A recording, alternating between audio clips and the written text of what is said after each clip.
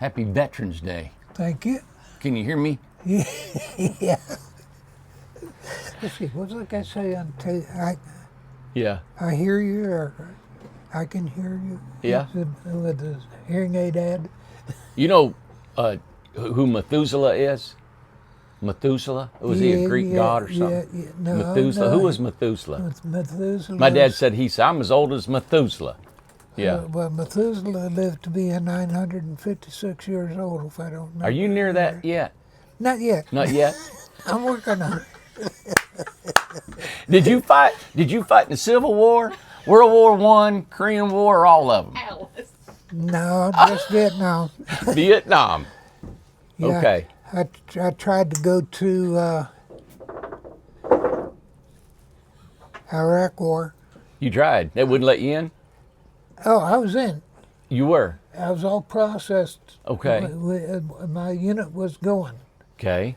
So I came in the morning they were shipping out. I was riding a motorcycle and I had all my bags in the trailer back behind it. Yeah. And I come dragging my bags up the sidewalk and I met my CEO. He says, "Where do you think you're going?"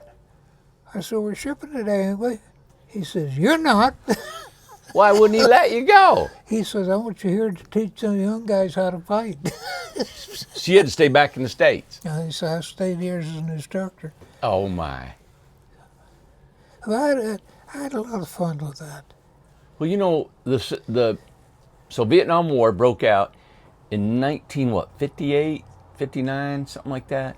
That was before. Was it before that? I know the Korean War was in the 50s. Vietnam was 60. Vietnam officially. It was a conflict at first. Yes. Yeah, Before it turned into a war. It was, 1961, I think. They were starting to gather troops to go there, Okay. but you had to have a secret clearance in order to know about it. About going there. Oh, a Yeah. secret clearance. Yeah, you had to have secret clearance just to know about it. When did you go? 65, 66. Man, that was right in the mess of it. Yeah. It was hot and rolling, wasn't it? I was there for Tet. For what? For Tet. Tet. The Tet Offensive. Yeah, I've heard of that before. Yeah. Well, they attacked, the Viet Cong attacked the big base at, what was that? This place I didn't like. And I was stationed there at that time. Saigon. Yeah, but I went to Saigon after Yeah. that. Now, so were you drafted? Did you sign up? Did you I had to fight them had to fight them to get in? to get over there. Really? You wanted to go over there? I put in for it when they first started asking for people. And there was a very select group of people with secret clearance got just informed of it. So were you already in the military? Yeah, I was in a Hawk missile, a Hercules missile outfit in Ohio, I think. Cleveland's in Ohio. Yeah, So when did you get in? So when did you start getting in the military? 1957. 57. Had to wait. You are Methuselah. You know what? I had to wait a month after I graduated from school. I was going to go in. Yeah. I had to wait a month till I turned 17. Turned 17. Yeah. As soon as I turned 17. How do you get past that? I mean, you got to be 18 to get in, right? Yeah, 17 at that time. Really? So my dad had to sign for me. Okay, I got you. Get that boy out of here. Though. Yeah, that was the deal. Get out of the house. Lord, go on to the jungle. So my first assignment was on Charleston Beach, Maryland, on a Hercules missile, Ajax Hercules missile site. Now, where did you join? Army? Army. Army. Yeah. Huh. And I went to the engineer school, Fort Belvoir, 13 weeks of school on guided missile installation, electrical equipment repair. Now, does that really mean anything? Is that like all them big fancy words? Is it really? Yeah, the real it, deal. It refers to You just all wouldn't be the- shooting a handgun? No, Okay. all the auxiliary equipment Yeah. that they used involved in firing a missile. Wow. So we fixed generators, worked on the refrigeration system and the storage pit for the missiles. We assisted in putting warheads in the atomic missiles. Like the big boomers? Yeah. We had, I don't remember exactly how many. I'm thinking we had 3 in each pit, and we had 3 in each of the Hercules pits. And we had 6 pits that were Good Hercules and 6 that were Ajax. Hey, what color hair did you have back then? It was light brown. Like in full, right? Yeah. Oh. And Yeah. so I worked on all that stuff. Ah. And then, So you were kind of mechanical then. yeah, I bet you didn't know it at 17 till they put their boot where it needed to be, and then you started learning, huh? well, they put me in school, and Yeah. they taught me a lot. And That's cool. yeah, Wow. Ron, where did you come from? What state? Washington, Washington State. yeah. Huh. That's cool. Washington State, I heard back then, was so beautiful. Was it near the coast, or where were you at? I was 60 miles north of Seattle. Wow. That's pretty. It is. Right by the sound. So so you're a northwestern fella. Yeah. Hmm. But out of all of my time, I was only, let's see, we stayed there until I was 5 years old. And Mom had her folks were getting old, and they were in Missouri. So Dad and Mom picked up and moved to Missouri. Dad bought a farm. Gotcha. And I lived on that farm until I was 15. And we had a long drought. Yeah. And Dad kind of gave it up, sold the farm, and we moved back to Washington State. Okay. So I got back to Washington State in time to take my senior year in high school. So I took my senior year, graduated when I was 16. Man.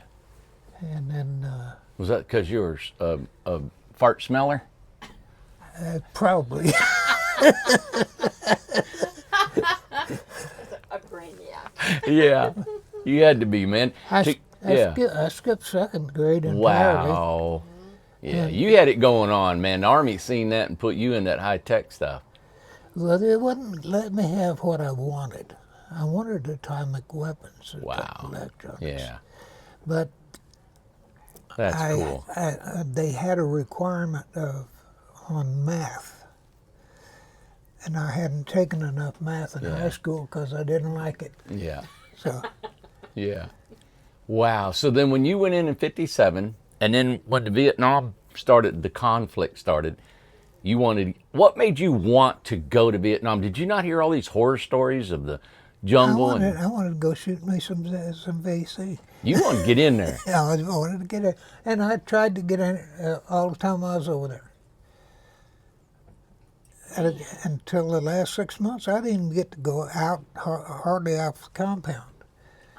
Because you were doing what technical stuff that they taught you to do, right? And no, it wasn't doing that. That was what ticked me off. Really? They weren't. They had their rules made up so that in order to fix something, you had to turn it in on a work order to our shop. We got to take it in, diagnose it, and order parts. And then we had to wait for the parts. That's boring. Well, the thing that was worst about it is you establish a quantity of parts you can store by how much you use. Right. They of break the down. Yeah. Yeah. And we never developed a parts storage in that first unit because they didn't fix anything. If you sent a generator in for spark plugs Yeah. because they couldn't get them, you could send it in there. We would order the parts. In 30 days, if those parts were not in, you had to ship Trash that thing. that generator out to Okinawa for rebuild. Oh. And the order of parts was canceled. So you didn't establish Any inventory. inventory. Right. So they had no parts on hand to fix anything. Good night. But they had a program that was available to us. And Right. our OIC wouldn't allow us to use it. But where if something was going to Okinawa, before you sent it out, you could take all the parts that you had on order for other generators off of that one and put them on these other generators and fix them. Yeah. You had to document everything, which meant a lot of paperwork. But one generator going to Okinawa might fix 7 or 8. But they wouldn't use that program at all. So they didn't. That's frustrating, isn't it? Oh, Oh. You know, I've heard that's the only thing about the military, I think, is that you have to do this certain way, and it's a lot of the time it's just boring, and you're waiting on command, you're waiting on what you need to do. And I know I was probably a lot like you. I was fidgety. I just, you don't want to sit around and wait. I didn't. Well, you cannibalized them. Well, that's what we. Well, you got inventive and did what you had to do. Yeah, That's but what I you couldn't do that at the original unit I was in. So everything I heard of that was off post, I volunteered for it. Wow. And Yeah, most of the time I didn't get to do I think much. that's something. I'd volunteer to go anywhere there was a firefight. You were just too How qualified. come you weren't scared? Were you scared? You didn't sound scared. No. I went one day, I'm a staff sergeant, I'm not supposed to go riding around door gunner on a helicopter. Right? But I didn't have anything to do that day, and they needed a door gunner on one of the helicopters, and nobody volunteered, so I said, I'll go. Wow. And I just up and went, you know. Yeah. And I sat on that bicycle seat all day. Wow. Didn't get to fire a single shot. The only excitement I had of the whole day was when we came back in to the hangar at 5 o'clock, Yeah. because they sent another chopper up, to take his place on patrol. Yeah. And he's coming into the land. I look over here and I see my battalion commander in the door of the hangar. And he's just standing there watching us come in. And he standing there, he had that one foot tapping. And I'm going, that don't look good.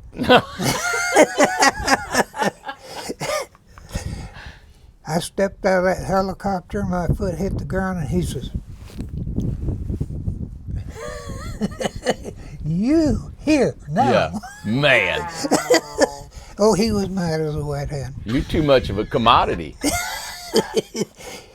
He let me know really quick He Yeah. was mad. and uncertain that if I wanted to go ride as door gunner on a helicopter, that I was to let him know, and he would make me an E3 so that I would be qualified to fly. A little bit of a demotion, isn't it? Yeah. Yeah, a little bit. It would have been about Wow. 2 stripes down. That's a lot. So how many years did you serve in the Army? Well, I did 14 years in active duty. And I was trying to go back to Vietnam. Well, when I came back from Vietnam, I was awarded the Bronze Star. So, What's that Bronze Star? Bronze Star, Yeah. How do you get one of them? I don't know. They just gave you one. Yeah. They give it like chiclets. No. No. They didn't give 'em So up how'd you there. get a Bronze Star? Bronze Star, silver, medal of honor. Yes. I don't even remember how the award went, but I tried to turn it down. Yeah. My CO says, no, Aw. you're taking it. Wow. Some exceptional duty, I'm sure. Yes. And I'm going, I don't like the sound of this. Aw. Oh, well, then they come up with, they were coming up with a promotion board. So they put me on the list to go for up for E7. I knew if I made E7, I was so stuck in the United States. Could Ugh. not go overseas for one place, and that was Turkey. It was a 6-year hitch, Mm. and there were 17 people that outranked me that were ahead of me on the list for that. I figured it'd take about 30 years to Get there. get it. Gosh. And anyway, they would. Time come for me to reenlist. I said, nah, don't think so. What do you mean? No, you don't think so. You had 14 years. Yeah, that's what he A said. few more years, you'd have retirement, wouldn't you? That's what he said. That's what he said. Okay. All right. So I said, no. I said, geez, the only way you get me to reenlist is send me back to Vietnam. Wow. And you have to give me a guarantee in writing that I will not come back to Fort Belvoir. And also included in that guarantee will be that you do not pull a Tennessee turnaround on me. He said, Tennessee, what? I said, Tennessee turnaround. When my plane hits the ground, you hand me a set of orders, transferring me right back to where I came from. Yeah. Yeah. He says, I can't do that. Aw. I said, See ya. Wow. and I got out. I stayed out 17 years. You stayed out 17 years. Okay. Yeah. Then my son was getting ready to go in the Marine Corps, so he wanted to get in shape. Okay. So he tried to get some of his buddies to run with him, and they wouldn't. Well, I've been packing around up in the high country in Washington about 6 months out of the year, and I was in pretty good shape. So I said, okay, I'll run with you. He couldn't keep up. But I ran with him for about a month, and I got to thinking, I must be in pretty good shape. I really ought to go back and finish up my 20. Yeah. What the heck? So I would go to check on it, and I got hurt right before I got out. I had busted my back up. And so I was carrying a 40% disability. And they wouldn't take me back in. Okay. Not the Army, not the Navy, not the Air Force, and not the Marines. Yes. I guess I won't finish my 20. And about 3 weeks later, I walked into a restaurant to get a bowl of soup. I was going to, when I was going through by that restaurant, I'd slip in and get a big bowl of soup. Sat down in there, I was right beside a guy in uniform. Got talking to him. He was a recruiter for the Army Reserve.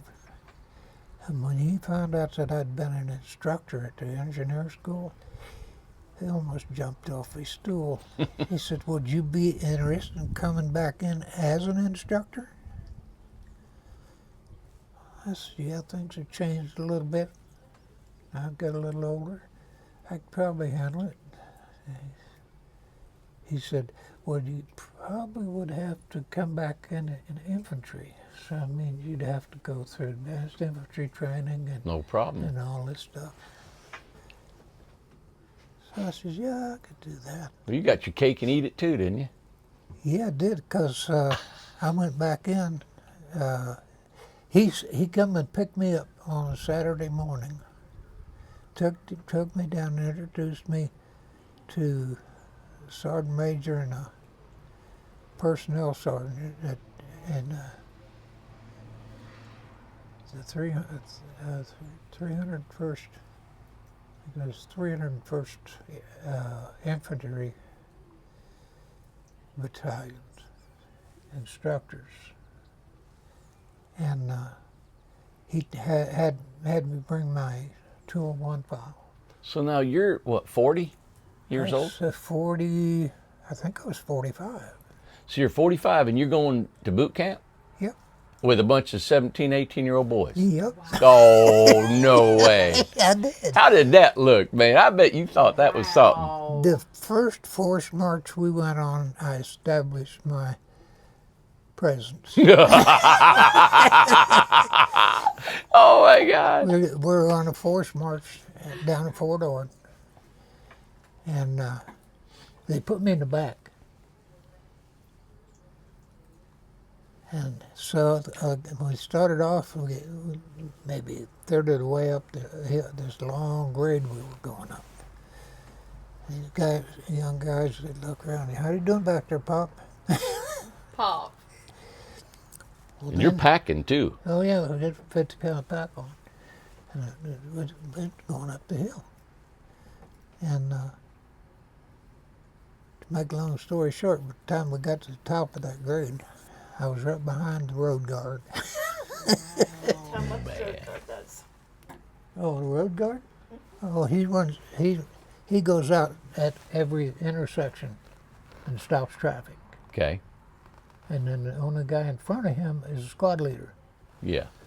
So So you went from the back to the front. back to right behind the road guard. Ain't that something? Wow.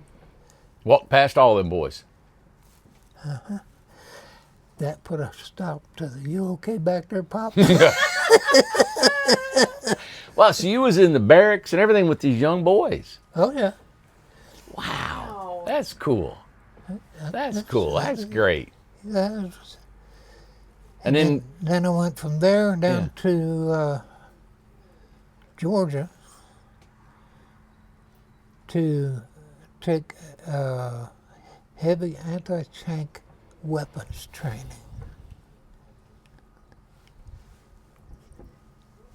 Means anti-tank missile.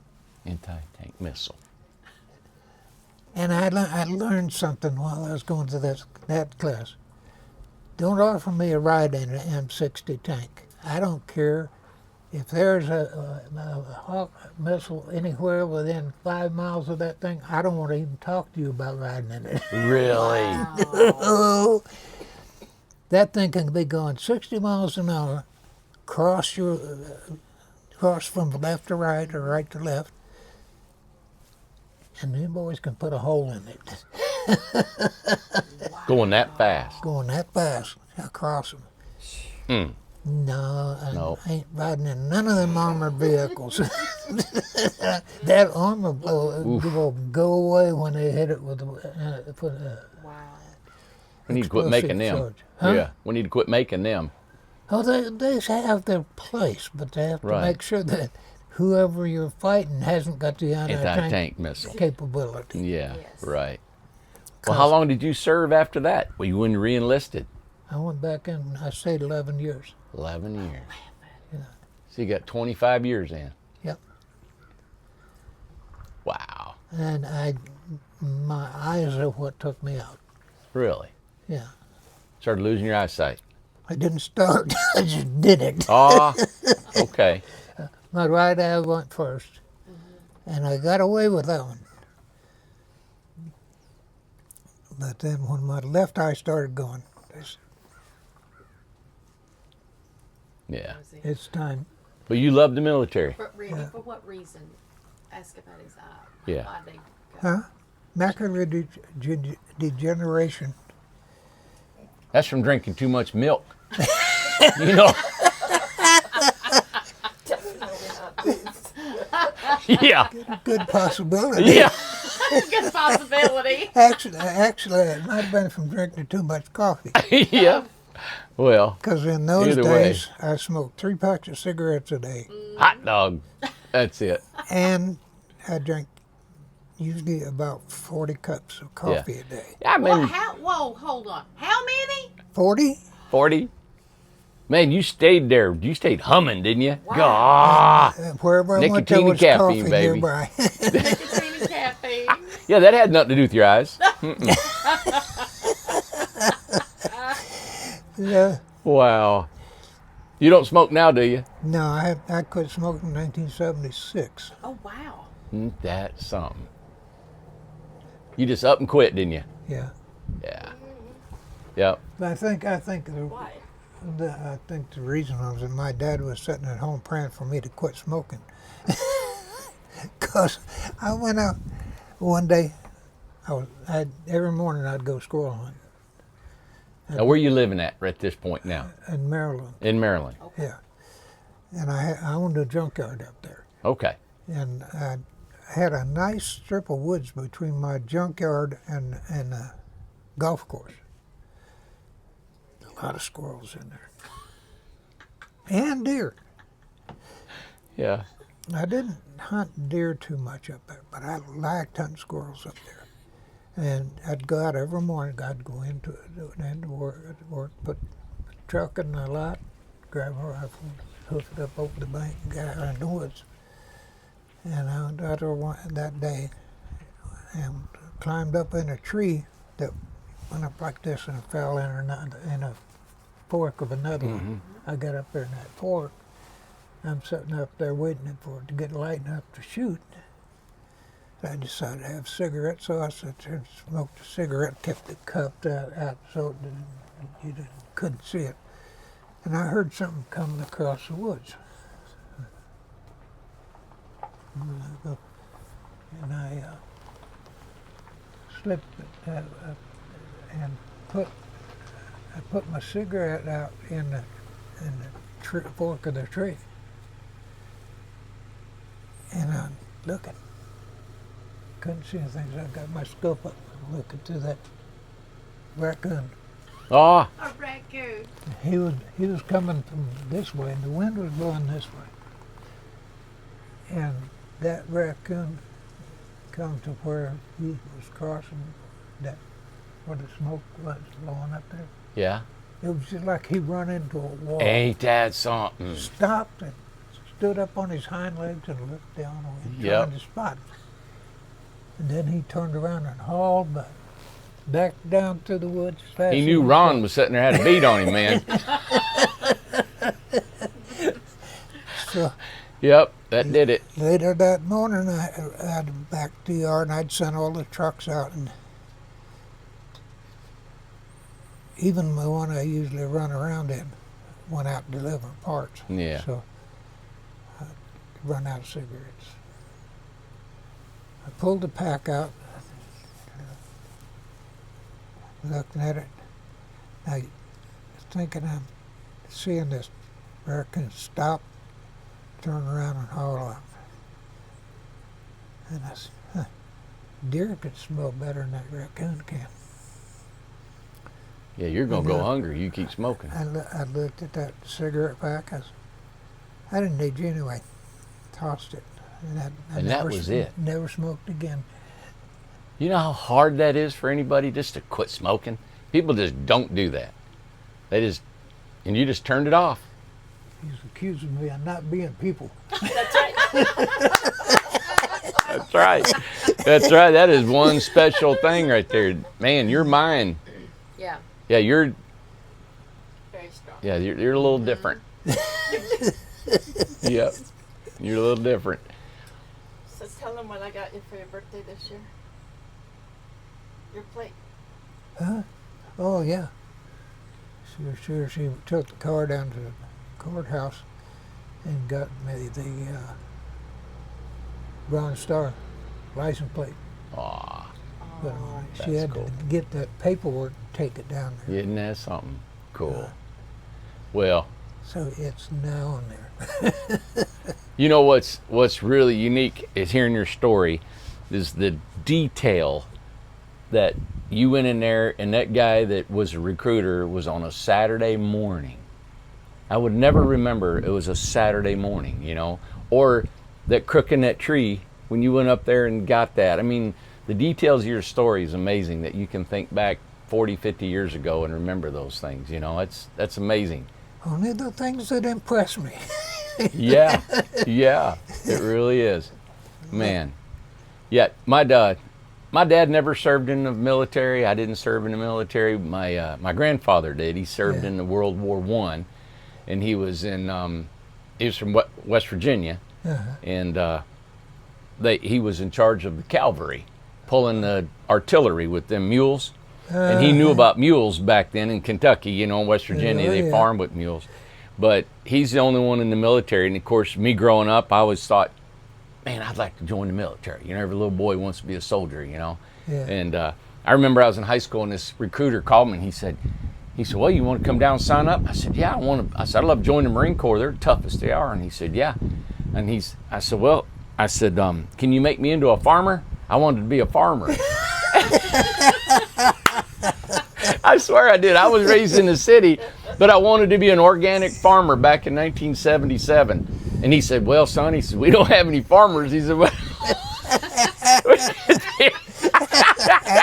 I can just about hear that one. I know. I said, well, I mean, I'd love to be a soldier, but I want a farm, you know? Oh, well, I never did farm either, but anyway, that's the reason I didn't go. See, I did that for 10 years Yeah? when I was growing up. Well, We were in southern Missouri. We had 231 acres. wow, that's cool. And I started plowing and disking that Oof. after school when I was 9 years old. I'd come home from school, go out there and get on a truck. That's something. And Yeah, you're a different breed, buddy. Tell them what you did when you were 13. got my driver's license. You did what? Got my driver's license when I was When you were 13? Well, you had to get somewhere and get feed and help the farm, didn't you? No, I didn't tell them nothing. Yeah. I just told them I was 16 and then got my driver's license. Were you tall then? Yeah, Were you tall? Yeah. I was 6 foot tall then. Wow. That's cool. Man, them days are gone. You know what? Oh, What yeah. happened to that driver's license? Oh, well, my dad happened to go to the mailbox before I did the day it came in the mail, Uh-oh. and he opened it up and looked at it. He had a talk with me, and then he made me take it back down and turn it back in on motor vehicles and tell him what I did. That was after I got my butt beat. Man, you just wanted to grow up, didn't you? Oh, yeah. I You was want in a to hurry. get the show on the road. I was in a hurry. That The oldest of 4 boys. I That's was going to awesome. ask how many. Did you have brothers and sisters? I had 3 brothers, 3 brothers. Aw, Did they serve in the military? all but one. All but one. that's something. My youngest one is right at 10 years younger than I am, right? No, he's about 6. He's older than I am. Is he? Hmm. Yeah, but he was a helicopter pilot. He retired from the Army, and then he went to work for Medflight Northwest. Flew for them for several years. Buddy. Ken did what they call dust off in Vietnam. So he picked up all the injured. Yeah, Never got shot at. well, he got shot at. They Well- just never hit him. Never, Yeah. yeah, right. Yeah. Mm-hmm. Never But- had one bullet hit him. So he was in Vietnam War then? Oh, yeah. Okay. He had 2 tours over there. Okay. And All you boys did. I did 1 tour, he did 2, and then another one. I don't think he went into Vietnam. He was. How long did Merle serve? Just his time? At that point, he served his. I think he signed up for 3 years, Yeah. and then he got out, and then he went back in later. You know, I think about your parents. I mean, was your parents just like, my gosh, you boys couldn't be held down? I mean, were they scared? They were proud? I'm sure that you went, but how scared they had to be for you to go into these wars. They prayed for us big time. Yes. They were on Yeah, their knees. had to. Yes. That's it. I couldn't get in a firefight. But it was that era though when people wanted to serve. They did. Yeah. Absolutely. It was an honor to serve. Yes. I remember my my aunt, my mom's sister, had 6 kids, 4 boys, and 3 of them got drafted to Vietnam, and 3 of her boys. And I remember I was just a little guy, and they'd ship her home stuff from Thailand, all these wooden carvings and all these pretty stuff, and they shipped their mom all kinds of stuff, you know, kinds of presents. And I remember I was so proud that, you know, that my family was in Vietnam. I was just a little boy, you know, but it was just so cool to hear them. They were soldiers, you know. Well, I tell you, when I came back from Vietnam, I got a rude awakening. Ah, And that was when I got off the plane in California and started walking up the ramp, and those hippies along there spitting on you and calling you a baby killer. And Really? I don't want no part of this bunch of people. yeah, And then they, It's not until recent, yeah. within the last 10 years or so, that they really started honoring the Vietnam vets. Little kids come up to them. And when I see a little kid come up to them and say thank you for your service, Ah, Wow. I turn around and thank the parent. Because the parents are teaching For their teaching children. the respect. Yeah. we're the volunteer state. yeah, Yep, got more soldiers volunteer from this state than any other one, you know. yeah. So, I'm going to go inside. Wow. Exit so I can get our stuff. That's fine. We have Randy's. And to just That before Randy's before you introduce, who is this besides you, Ron? Do you know this woman? Yes, this is my wife, Alice. She's put up with a lot for me. well, How long have you guys been married? 14 and a half years. 14 years, yeah, 14 and a half. And I've seen pictures of you two on motorcycles. Is that true? Yes. Oh, yeah. Were those real pictures? ah, Can it get any more real? Can I show that? Yeah. Look at there. and that's something. Look at them right there. Now you guys look cool. See the dog? Yes. She went with us on the motorcycle. On the motorcycle. You may have to start it up again. That's cool. Well, Ron, thank you, buddy. I just wanted to Veterans Day, and I knew there's a whole lot more.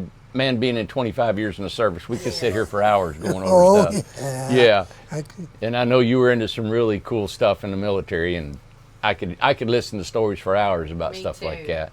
And I think And, everybody's going to love this story Yeah. because, especially with the secret clearance and all that kind of stuff. There's that's so a much to it. There's so much to it. It's such a big deal, and to share your story, it's an honor to hear it. So thank you so Yeah, much. so maybe Really. next year One We'll- that he we'll get didn't into to chapter tell 2. that out was like there was a situation with the president. Was it with the president? You were with the missiles, and they were just inches away from. oh, it wasn't president. It was my commander. Was on the countdown to fire with a atomic Hercules missile. Was that during the Bay of Pigs? Long in that era, in the early 60s. And he had started the countdown, and he started to sweat. Mm. And when he said one, the next word would have been fire. And the radio came alive, ceasefire, ceasefire, ceasefire, and he just wilted. Oh, Wow. you know that's true soldier. Soldiers don't want to kill people, man. No. You don't want to. Yeah. Well, it wasn't, that all occurred because of a pilot who was not paying attention to his instruments and Wow. his instruments that identified him coming in weren't working. There you go. Let's get And that. he was headed into D.C., and this was during the Hot time. Cold War. Yeah. Yeah. Yes. and they couldn't identify him. And they went into hot mode. They were getting ready to blow him out of the sky, but Wow. they also sent up planes trying to intercept him to find out what they were dealing with. Yeah. So that was before Vietnam. Yes. Yeah. Well, let me rephrase. That was before everybody knew. You're right. Yeah. Vietnam. Yes, What was right. going on? Cambodia first. Yes. But right. that whole That's all plane secret at that full time. of people Yes. would have been vaporized. Wow. If just another couple seconds would have I been got too you. late. Man. And see, our country is so close to. Yes. Yeah. But it's not that. It's worse. Ugh. Yes. You cannot, Thank you, buddy. you know, experience is priceless. Thank you. And it's an absolute honor to listen to your stories because, you know, there's not many of you guys left. And it's important that you tell your stories. Very. Yeah. We just talked about that today. Really. Yeah, because Ron's 84. Yeah. They're dying now. Yeah. The Vietnam era Yes. men and Yeah. women are dying. These stories are age. important. They really are. Yeah. And all of very few, maybe one or two World War II people. Yeah. Very few Koreans. That's right. Korean War people. I know. They're dying out. Thank you, Ron. Well, I hope you get a little more miles on them shoes, buddy. They're a little too shiny, you know Let's what? get a shot of them two more boots. pairs. Yeah. Oh man. Yep. She went on a spending spree last year, bought me two Oh pairs. man. Yeah. Well, you need to wear them out. You know what? Yeah. You can get out of that Nice. house. Look at his boots. I know it. All right, we're gonna let you go. Thank you, Ron. Yeah. You got a delivery waiting on you. Yeah. Thank you guys. guys.